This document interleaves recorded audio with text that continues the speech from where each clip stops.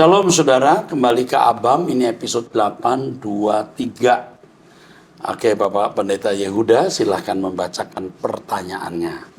Ya, pertanyaan pertama Pak dari seorang pelajar berusia 15 tahun. Ada dua pertanyaan nih Pak. Yang pertama, apakah jika kita sedang beribadah di gereja, baik saat khotbah atau menaikkan puji-pujian, bolehkah kita mengangkat kaki Pak? Jujur saya tidak merasa tidak sejahtera Pak jika melakukan itu. Oh ya, nggak gini, karena ini bicara soal budaya. Oke. Dari kecil kita dibudayakan angkat kaki tidak sopan. Jadi ketika kita menyembah Tuhan, kita angkat kaki, kita merasa tidak sejahtera, itu bagus. Saya sendiri kalau doa, kaki hanya selonjor gitu, juga merasa tidak patut. Saya mesti berlutut. Jadi sikap hati kita akan terperagakan dalam sikap fisik. Dan tentu beda-beda, kalau orang bule mungkin beda, ya. Nah, tergantung bagaimana nurani seseorang.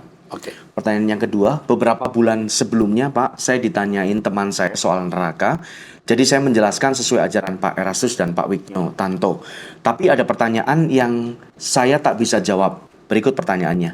Di mana keberadaan makhluk-makhluk yang keluar waktu kiamat seperti belalang pelahap dan makhluk-makhluk lain?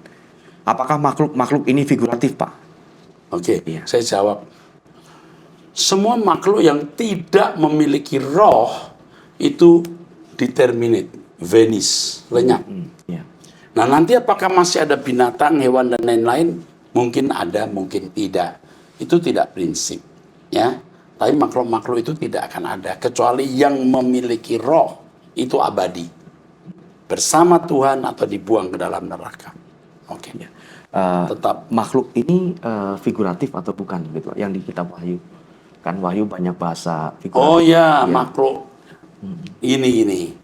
Kalau ini kitab Wahyu maksudnya ya. Oh, kalau di kitab Wahyu kita tidak bisa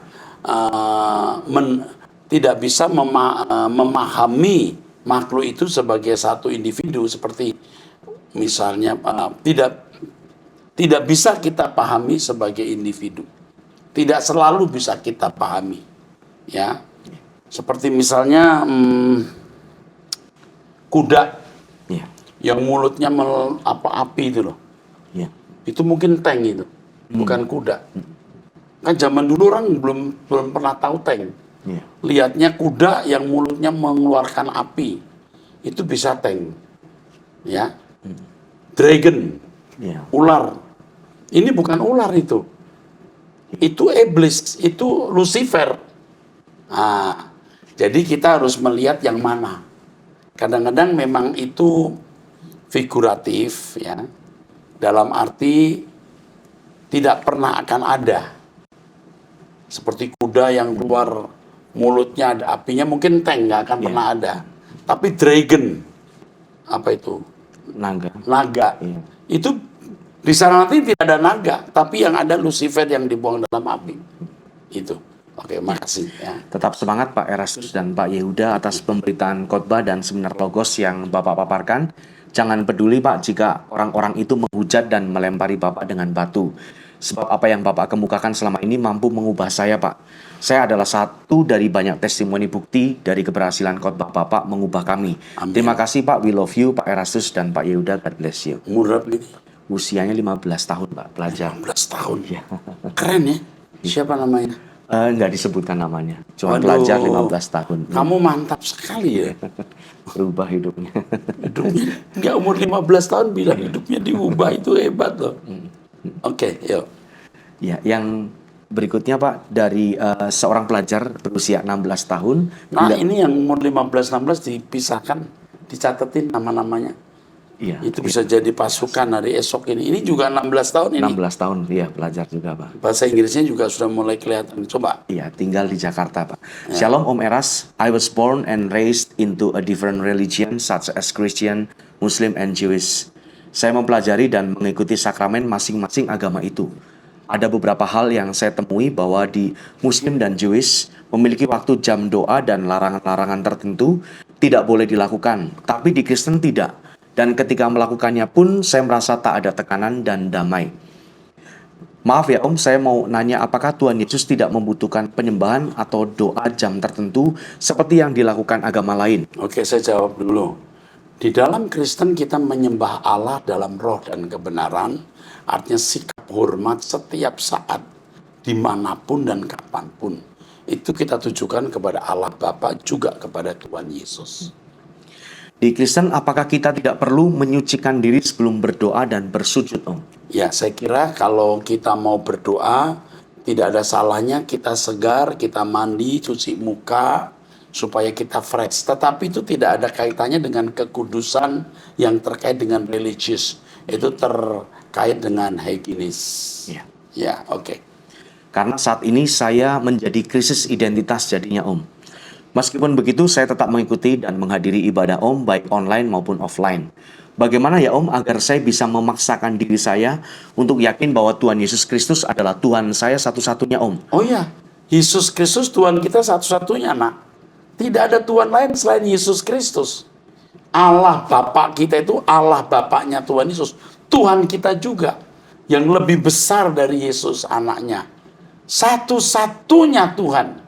Dan Bapa Anak itu satu. Kenapa? Satu di dalam karya, satu dalam rencana. Dan Yesus itu tidak melakukan apa-apa dari dirinya sendiri.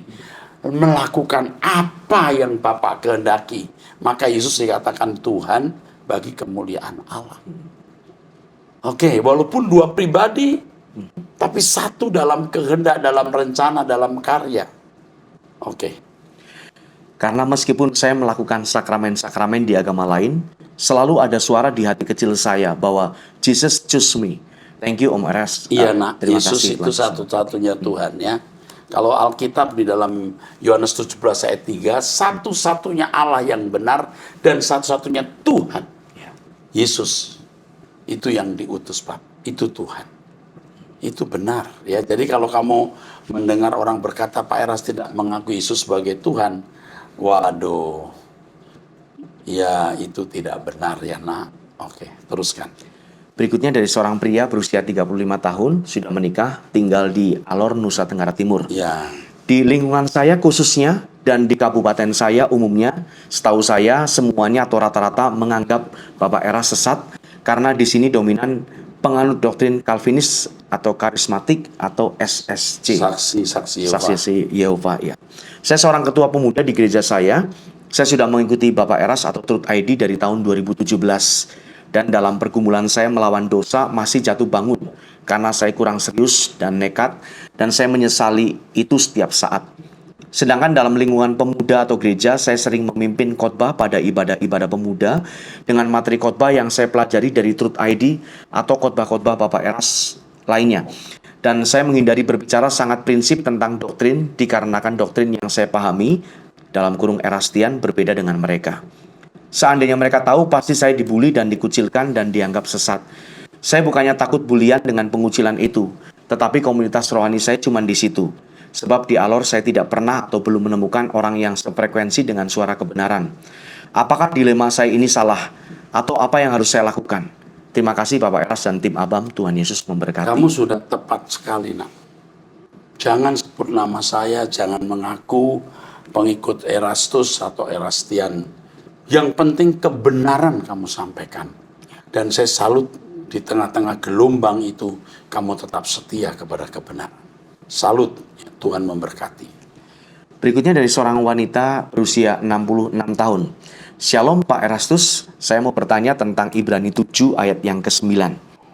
Maka dapatlah dikatakan bahwa dengan perantaraan Abraham dipungut juga persepuluhan dari Lewi yang berhak menerima persepuluhan. Maksudnya memang di zaman itu 12 suku, satu suku, suku Lewi tidak mendapatkan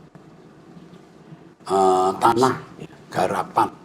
Jadi 11 saudara yang lain harus memberi perpuluhan untuk suku Lewi supaya terjalin, terbukti, terselenggara keadilan sosial bagi seluruh masyarakat Israel waktu itu. Ya, waktu itu. Nah, kalau bicara soal Abraham memberi perpuluhan, coba lihat cerita Abraham. Perpuluhan yang diberikan Abraham itu hasil rampasan. Bukan hartanya Abraham, rampasannya, betul nggak?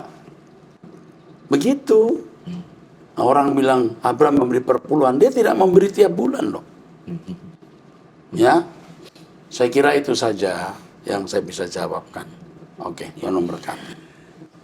Berikutnya Pak, dari seorang wanita berusia 59 tahun, Ya, menikah, suaminya berusia 65 tahun, memiliki 3 orang putri, tinggal di Medan. ya, Shalom Bapak Rohaniku, saya pecinta suara kebenaran sejak 22 tahun yang lalu, sampai sekarang terus mengikuti semua khotbah Bapak. ya. Sekalipun saya bukan jemaat GSKI. Saya sangat bersyukur kepada Tuhan dipertemukan dengan hambanya yang sungguh-sungguh menuntun kami untuk fokus pada Tuhan dan kerajaannya, pulang ke LP3. Sekalipun banyak pergumulan, syukur segalanya dapat dilalui bersama Tuhan. Tahun 2022, saya divonis dokter kanker multiple myeloma. Ya, ini Iya, satu jenis kanker. satu jenis kanker. Puji Tuhan sekarang lagi masa pemulihan karena sudah selesai menjalani kemo dan kondisi stabil. Dan satu hal yang menjadi pergumulan kami, putri kami belum ada yang menikah, sudah cukup umur. Oke. Iya. Mohon dukungan doanya ya Bapak. Dan satu hal, kami tidak pernah terpengaruh akan segala tuduhan yang tidak baik yang disampaikan kepada Bapak. Karena melalui khotbah Bapak, kami diubahkan dan dikuatkan menjalani kehidupan. Doa kami Bapak dan sekeluarga sehat selalu, panjang umur dan senantiasa dalam perlindungan Tuhan yang sempurna. Amin. Terima kasih, Bu.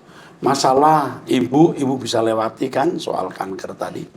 Lalu masalah anak-anak yang belum menikah, jangan menjadi berhala. Jangan maksa anak pilih jodoh lalu menikah. Jalani saja. Menikah bagus, tidak menikah pun bagus. Ya, kita merindukan LB3 saja. Semua apa yang ada di bumi akan ada di sana juga. Tuhan memberkati. Amin.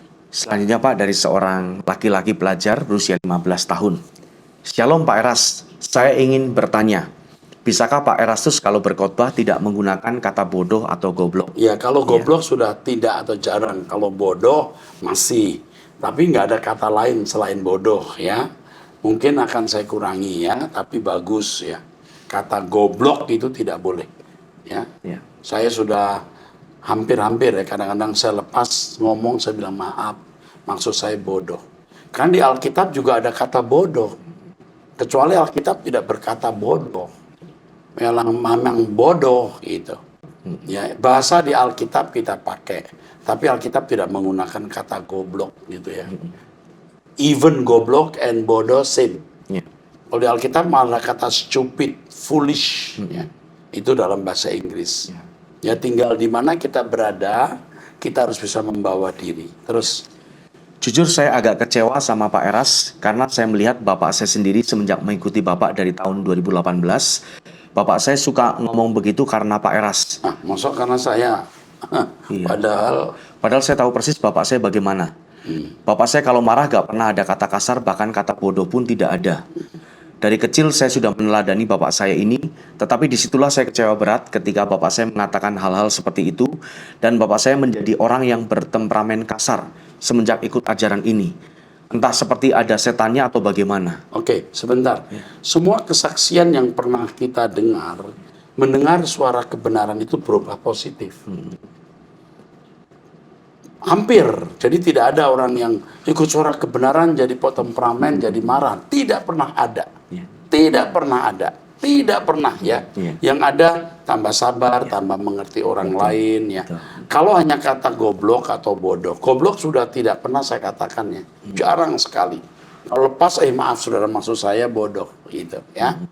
Jadi kalau orang jadi temperamen itu tidak karena satu hari loh. Orang tidak mendadak satu hari jadi pemarah, enggak bisa. Justru kalau mendengarkan khotbah saya selalu menganjurkan sabar, diam, mengalah. Jadi bapakmu itu entah belajar dari mana. Nah, Om Eras sendiri dibully, dijahati, difitnah-fitnah, jahat-jahat banget. Om Eras diem, itu kan contohnya baik. Ya, oke terus. Setelah Bapak saya sering berkata begitu kepada saya, akhirnya saya ikut terpancing juga. Bahkan saya ada ikut teman-teman saya yang suka ngomong toksik. Tapi di situ bukannya merasa terpuaskan, tetapi saya malah terasa sakit. Karena ini bukan saya, Pak. Saya minta maaf atas tutur kata saya yang tidak sopan. Iya udah, Tuhan memberkati. kamu nanti ikutin khotbah Om Eras. Nanti kamu akan tahu bahwa Om Eras tidak pernah mengajarkan orang temperamen. Om Merah sendiri menjadi contoh, dibully, waduh difitnah, hal-hal yang najis yang tidak patut didengar. Ya. Om Merah terima itu, Pak Om Merah diem, ya. Itu yang saya contohkan. Jadi kalau kata bodoh di Alkitab ada juga, jangan kamu bodoh lah, harus kita ganti apa. Tapi kalau goblok mungkin di timur kita menghindarinya. Ya, kamu bagus nak, kamu akan jadi pelayan Tuhan suatu hari. Suatu hari kamu bisa jadi pendeta. Hati-hati pergaulan kamu di sekitar kamu buruk. Ya, kamu harus tidak terpengaruh mereka. Selanjutnya dari seorang wanita berusia 38 tahun, Iya. sudah menikah, tinggal di Malaysia. Shalom Pak Eras, Bapak Rohani yang saya hormati. Saya mau ucapkan terima kasih kepada Pak Yehuda dan juga Pak Andris yang sudah menemani Bapak Gembala membacakan Abam. Pak Eras tetap semangat ya Pak, walaupun banyak yang menentang ajaran logos yang Bapak ajarkan. Semakin Bapak dikatai sesat, semakin saya tidak menemukan kesesatan dalam ajaran Bapak, karena semua berdasarkan Alkitab. Oh ya Pak, sejak saya konsisten ikuti ajaran Pak Eras, jika saya dengar khotbah lain yang orientasinya hanya sekitar pemenuhan kebutuhan jasmani, ada suara dalam hati saya yang berkata, jika ibarat obat, ini dosisnya bukan untuk saya lagi. Oh ya Pak, anak saya umur 8 tahun mengejutkan saya dengan pertanyaan, Mami, apakah Tuhan kita dengan Tuhan orang Islam itu sama? Saya benar-benar terkejut dengan pertanyaan itu Pak. Saya coba jelaskan sesuai logos yang Bapak ajarkan, tapi saya masih ragu jawaban saya tidak tepat. Oke, saya jawab dulu. Iya. Allahnya orang Kristen itu beda dengan Allahnya orang non-Kristen. Jadi jawabnya Tuhannya sama nggak? Tidak sama. Ya, tapi mungkin mereka menganggap sama. Bagi kita tidak. Karena kalau orang tidak mengaku Yesus sebagai Tuhan dan Juru Selamat, berarti Allahnya beda. Itu saja prinsip. Oke, terus. Apa yang harus saya jawab kepada anak saya ya Pak? Penjelasan yang dia bisa pahami usia 8 tahun tadi anaknya Pak. Pak Eras, kalau bisa ada ibadah untuk anak-anak sekolah minggu supaya anak saya bisa ikuti dari rumah secara online. Oh ya, memang nggak ada ya? Ada kan? Dulu sempat ada waktu COVID Pak ya, sekarang masih ada nggak ya? Apa? Onsite aja, sekarang hanya onsite. Hanya onsite ya sekolah minggu. Tapi bisa nggak nanti saya bilang deh. Ada satu kelas yang bisa dirilis. Nanti saya bilang, terima kasih untuk usulan ini bagus sekali. Ya. Saya juga berharap suatu hari nanti Pak Eras diizinkan Tuhan buka cabang GSKI di Malaysia. Semoga Pak Eras diberi umur panjang dan kesehatan dari Bapa di sorga. Terima kasih banyak Pak Eras dan tim Abam. God bless you all. Terima kasih Tuhan Yesus Di memberkati. Malaysia di Lawas ya, Iya, ada. sudah ada. Di Malaysia sudah ada 2 kalau tidak salah, tapi bukan di Malaysia, tapi ini di Kalimantan Utara. Oh ya, yang di. Ya, ya itu ada di daerah Lawas itu. Iya. Oke. Mungkin Anda sendiri yang harus buka. Berapa usianya ini? Usia tadi 38 tahun Pak. Ya mungkin Anda yang harus buka. Kita support dari Jakarta. Oke, teruskan. Selanjutnya Pak, dari seorang pria berusia 50 tahun sudah menikah, tinggal di Bekasi, Jawa Barat. Ya, Shalom Pak Eras, terima kasih Bapak sudah menjawab pertanyaan saya di Abam 807 mengenai teologi Pak Eras yang sekarang berubah, bukan lagi mengakui Allah Tritunggal atau Trinitas. Saya memiliki Trinitas yang beda dengan ajaran Trinitas yang lain. Ya, boleh menggunakan kata Trinitas, tetapi tidak sama seperti yang diajarkan selama ini. Terus. Ya. Saya menghargai pendapat Pak Eras, tetapi di akhir jawaban Bapak ada hal yang mengganjal buat saya, yakni ketika Pak Eras mengatakan bahwa ajaran Trinitas itu adalah salah kaprah selama berabad-abad. Saya tidak setuju akan hal itu. Pak Eras seakan merasa paling benar sendiri dan tidak menghargai para bapak gereja mula-mula, orang-orang kudus, para martir, dan para rasul yang berabad-abad dulu telah memperjuangkan keyakinan Trinitas ini sampai mengorbankan jiwa. Oke, sebentar. Kalau mengorbankan jiwa bukan ajaran Trinitas loh. Mengorbankan jiwa itu iman kepada Yesus sebagai Tuhan dan Juru Selamat. Sebagai kurios. Tapi bukan Trinitas. Lalu kalau saya katakan salah kaprah itu maksud saya bukan waktu ada itu. Sekarang menjadi salah kaprah. Pada waktu bapak-bapak gereja kita memiliki ajaran, itu efektif pada zamannya. Tetapi yang harus dikoreksi, ada bapak-bapak gereja yang tidak pernah mengajarkan Trinitas, lalu Dia mengajarkan Trinitas loh. Ya. Nah ini juga sebenarnya tidak fair. Seperti Tertullianus sendiri tidak mengakui Yesus sejajar dengan Allah Bapa, bukan? Ya. Tapi seakan-akan Tertullianus itu mengajarkan Trinitas. Istilah Trinitas dari Tertullianus. Tapi apakah dia mengajarkan sejajar? Setahu saya tidak. Termasuk Origenes, Bapak Gereja. Ya, yang akhirnya bukunya dibakar semua. Ya. Tetapi orang tuh mau membela ajaran ini dengan mengatakan Bapak-bapak gereja semua juga Trinitas. Nanti dulu. Seandainya iya, bisa saja efektif pada zamannya. Tapi zaman sekarang ya kita kalau mendapat penyingkapan baru ya tolong didengar. Jadi kita bukan tidak menghargai bapak-bapak gereja, dan saya mengatakan itu berulang-ulang. Bapak-bapak gereja efektif dipakai Tuhan pada zamannya. Kalau yang saya ajarkan itu Alkitab, tidak ada itu Origenes pasal 4 ayat 5, Tertullianus pasal 6 ayat 1, Athanasius pasal 10 ayat 2, tidak ada. Semua Alkitab. Ya. Kalau kita mengaku Alkitab sebagai otoritas tertinggi. Oke, terus. Saya menghormati keputusan Pak Eras untuk meninggalkan Trinitas. Tetapi alangkah bijaksananya jika Bapak juga tetap menghormati orang yang berkeyakinan Trinitas. Bagi saya Allah Tritunggal adalah landasan iman kekristenan sejati. Yesus adalah firman Allah sendiri yang berinkarnasi menjadi manusia. Yesus sehakikat dengan Allah, dia adalah Allah Putra. Dialah juru selamat dan bukan sekedar manusia pelaksana. Karena bagi saya harus dia yang sehakikat dengan Allah yang mengerjakan keselamatan bagi manusia. Kita harus mengurai maksud inkarnasi itu menjelma. Ya kan? Ya. Menjelma yang bagaimana? Kita kan harus jelaskan. Sehakikat dengan Allah, apa sih hakikat itu? Jadi Allah punya sesama, begitu maksudnya. Atau apa? Hakikat itu maksudnya apa? Ousia itu apa? Ya. Oke. Dia adalah Allah Putra. Oke. Allah Putra maksudnya bukan Putra Allah. Sejajar dengan Allah. Dialah juru selamat. Oh, dia juru selamat. Saya juga mengakui. Nah, ada orang yang memutar balikkan khotbah saya. Dia juru selamat dan bukan sekedar manusia pelaksana. Oh iya, dia bukan sekedar manusia pelaksana. Tetapi dia juru selamat. Jadi dia bukan hanya pelaksana lalu tidak memiliki peran. Kalau dia tidak rendah hati mati di kayu salib, dia gagal menjadi juru selamat. Ya. Jadi harus dipahami ya, kata sekedar di sini maksudnya apa?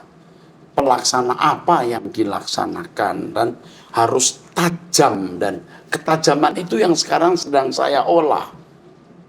Dia yang sehakikat dengan Allah. Amin. Yesus sehakikat dengan Allah. Amin. Hakikat itu apa? Nah itu diksinya mungkin beda dengan yang dipahami banyak orang.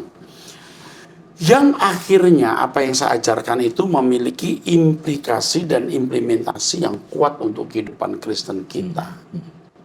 Dia masyarakat dengan Allah yang mengerjakan keselamatan bagi manusia. Kalimat Anda ini benar, saya setuju. Dia sehakikat dengan Allah yang mengerjakan keselamatan. Yang saya pahami hakikat di situ adalah moralitas kesucian.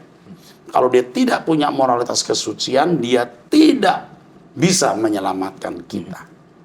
Jadi harus dipahami secara lengkap ya. Orang masih menafsirkan. Saya bukan tidak menghargai ajaran Trinitas. Ya. Saya berpuluh tahun tentu di dalam area ini. Tetapi saya harus mengajarkan bahwa apa yang saya pahami hari ini memiliki kuasa lebih kuat mengubah hidup. Dan ini yang tentu saya promosikan, mau terima silahkan, nggak terima silahkan. Lalu saya juga mengatakan kalau Anda Trinitas itu bukan berarti Anda masuk neraka loh. Itu berulang-ulang saya katakan. Tetapi kurang signifikan menurut saya untuk membawa kita kepada kesucian yang sempurna. Itu ya. Jadi kita tetap menghargai orang-orang Trinitarian, saudaraku.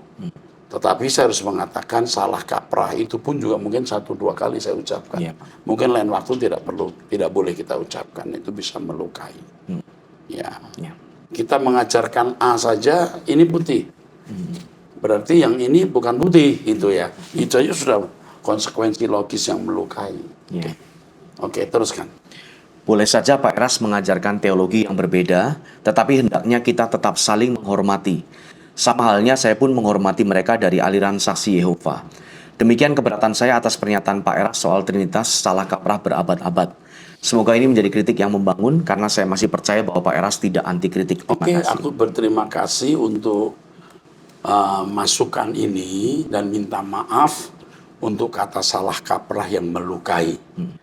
Ya, lain waktu mungkin kita hindari atau harus kita hindari kalimat ini. Siapa yang nulis ini? Namanya disebut usia 50 tahun pria, Pak. Oh, terima kasih. Tidak perlu disebut kali mungkin keberatan disebut, tapi kita berterima kasih untuk masukan ini. Kita harus mengerti bahwa Tuhan bisa bicara lewat banyak orang, juga lewat Bapak ini ya. Kita juga manusia yang tidak luput dari salah bicara, salah ucap. Waktu kita mengucapkan kalimat itu dalam situasi bagaimana ya. Dan ini masukan yang bagus. Jadi saya juga minta maaf untuk kata salah kaprah jika melukai atau pasti melukai ya. Tuhan memberkati. Teruskan. Selanjutnya Pak, dari seorang ibu, usianya tidak disebutkan. Shalom Pak, salam jumpa lagi buat Bapak. Kiranya Bapak di sorga memberkati Bapak. Pak, saya punya anak laki-laki, dia berteman sama janda dan beragama seberang. Bukan beragama Kristen begitu Pak ya. Saya tidak habis pikir buat anak saya ini Pak. Sudah saya ingati dan nasihati, dia tidak mau dengar. Dia tetap mau lanjutkan hubungannya. Yang mau saya tanyakan ke Bapak, apa yang harus saya perbuat Pak? Mohon arahannya agar anak saya tidak menikahi perempuan itu Pak. Terima kasih, Tuhan Yesus memberkati. Yang pertama, Ibu jangan marah-marah dengan kata-kata kasar. Dia makin dendam malah makin dekat. Ibu harus dengan lemah lembut menghadapi ini, memberi perhatian dan kasih yang lebih sungguh kepada anak ini. Tuhan akan mengubah dia. Jika ibu benar-benar menghadapi dengan sikap yang benar. Bagaimana seandainya Yesus di tempat ibu, sikapnya bagaimana? Itu yang ibu cari. Dan perlakukan itu. Bu, hidup ini tragis, Bu. Singkat dan tragis. Ini salah satu ketragisan. Jangan ini menjadi berhala sampai ibu kurang mencari Tuhan. Cari Tuhan, hidup suci, intim dengan Tuhan, jadi kekasih Tuhan. Tuhan pasti tolong ibu. Ya, oke, teruskan. Berikutnya dari seorang pria berusia 39 tahun, sudah menikah, tinggal di Bekasi. Oke, kalau disimpulkan. Iya, kalau disimpulkan saya sudah menyerahkan semua waktu, uang, tenaga, dan darah saya untuk Tuhan. Pertanyaan saya, yang pertama, sepertinya Bapak sangat jauh dari saya dan tidak mendengar seruan saya minta tolong. Oh, bukan tidak mendengar. Tuhan mendengar, tapi belum menjawab. Bisa saja. Terus. Apakah saya perlu didoakan pelepasan roh jahat? Belum tentu ya. Ini saudara cuma tidak dewasa atau kurang matang saja. Sehingga Anda stres menghadapi kehidupan ini. Terus. Ya. Yang terakhir, bisakah STT atau gereja mengadakan kursus bahasa Ibrani atau Yunani? Ini kalimat bagus sekali. Dulu pernah kita buat ini. Ya. Dulu kita pernah buat. Nah, dipertimbangkan kita adakan lagi hal ini. Ya. Oke, saya kira sampai di sini kita masuk episode yang akan datang, episode 824. Tuhan memberkati.